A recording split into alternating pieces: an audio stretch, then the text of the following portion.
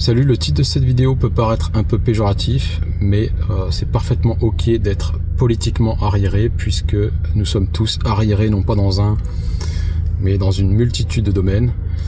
Dans la vaste majorité des domaines d'ailleurs, personne n'est omniscient.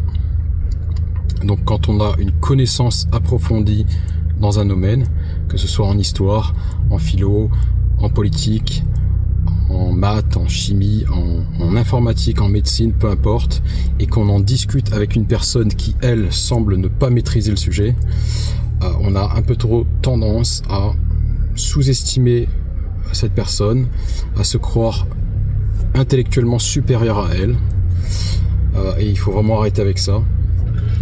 C'est quelque chose qu'on remarque assez souvent chez les pédants d'université qui ont fait les gens qui ont fait de longues études en fac. Donc faut arrêter avec ça, puisque tout le monde est doué pour quelque chose. Cela dit, rares sont les individus qui cherchent à creuser en politique. La vaste majorité de la population se contente de regarder ce qui leur est servi sur les chaînes d'infos, dans les médias. Par creuser, j'entends apprendre l'histoire du monde, l'histoire des hommes, l'histoire des différents systèmes économiques ayant façonné l'existence des hommes au fil des siècles.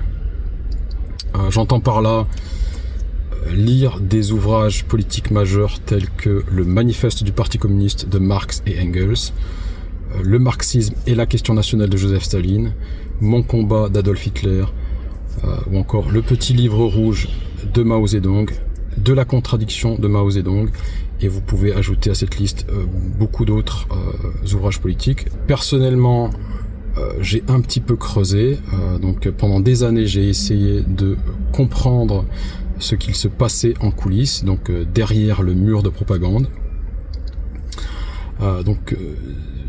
Prenez ce qui va suivre comme une théorie, ma théorie, et faites-vous votre propre opinion en lisant ces mêmes bouquins.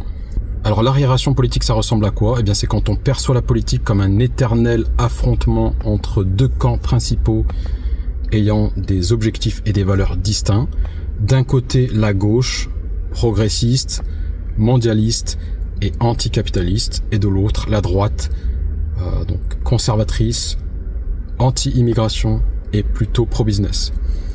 Le tout avec des forces politiques dispersées en plusieurs partis, situées plus ou moins à gauche ou à droite sur l'échiquier politique.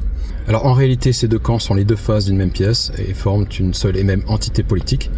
Pour illustrer la chose, on peut comparer la sphère politique à une créature de la mythologie grecque, à l'hydre de Lerne, une créature ayant plusieurs têtes, toutes reliées à un seul et même corps, un corps de serpent.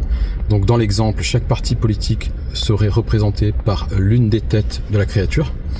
Autrement dit, on a affaire à un parti unique, aux multiples visages. Mais quel que soit ce visage, quel que soit le parti politique considéré et la personne qui est aux manettes de ce parti, l'objectif final, l'objectif de long terme ou de très long terme, est de changer le système économique et social dans lequel nous vivons et duquel nous sommes tous plus ou moins prisonniers. Donc concrètement, il s'agit d'instaurer très progressivement les conditions nécessaires pour passer du système actuel, le système capitaliste, à un système nouveau, à une société nouvelle, que j'essaierai de décrire en détail dans une prochaine vidéo. Donc tous les hommes et toutes les femmes politiques sont des marxistes et aspirent donc à cette société nouvelle. Alors bien évidemment, il existe des divergences idéologiques entre ces différents sous-partis politiques, mais ces divergences ne peuvent être que d'ordre culturel. C'est ce que Mao Zedong appelait la lutte entre l'ancienne culture et la nouvelle. Donc cette lutte idéologique est tolérée, c'est la lutte que vous voyez dans les médias, entre les progressistes et les conservateurs. Mais sur le plan économique, la fin du capitalisme est non négociable, et de toute façon, le capitalisme disparaîtra grâce à lui-même puisqu'il contient les graines de son autodestruction.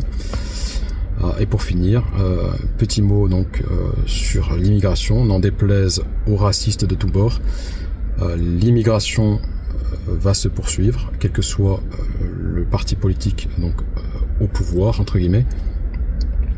Et si vous voulez comprendre pourquoi, j'ai fait une vidéo là-dessus, intitulée la fin des nations et l'être multiculturel. Voilà, cette vidéo touche à sa fin. Je remercie par avance toutes les personnes qui regarderont cette vidéo jusqu'au bout et qui la partageront. Si vous n'êtes pas d'accord avec ma théorie, faites-le moi savoir dans les commentaires, dites-moi ce que vous en pensez. Et quant à moi, donc, je vous dis à la prochaine vidéo.